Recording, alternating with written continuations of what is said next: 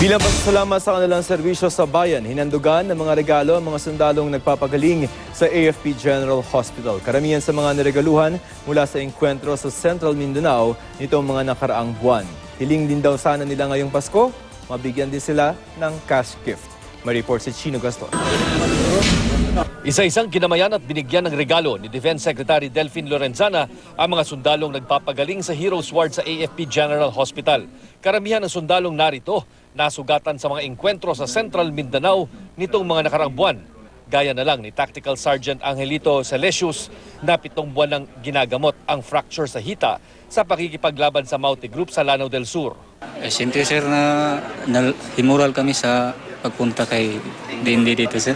Dahil sa papakita sa amin ng suporta talaga sa amin. 136 na sundalo dito ang nabigyan ng gift pack na nagkakahalaga ng 3,000 piso. Then to our soldier patients, thank you for your sacrifices. Alam ko na inilaan ninyo ang buhay para sa bansa and we do not forget that. Pero may gustong ihirit ang mga sundalo. Sana may cash gift din daw sila.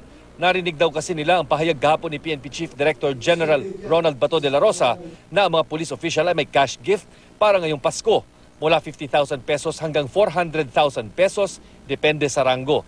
Ngunit sabi ni General Bato ngayon, binawi raw ito. Ang mga sundalo nakakakuha naman daw ng 13-month pay at dagdag na 5,000 piso na natanggap nitong Nobyembre. Siguro sir, kung isali nila kami, di umasa rin kami kung mayroon. Hindi ko alam yan. Pero yung AFP kasi, meron tayong bonuses every year end na authorized by law. Tulad ng mga 13-month pay, saka yung pang mga ibang mga incentives doon. Meron, batas yan. So, meron yan lahat mga officers sa enlisted personnel.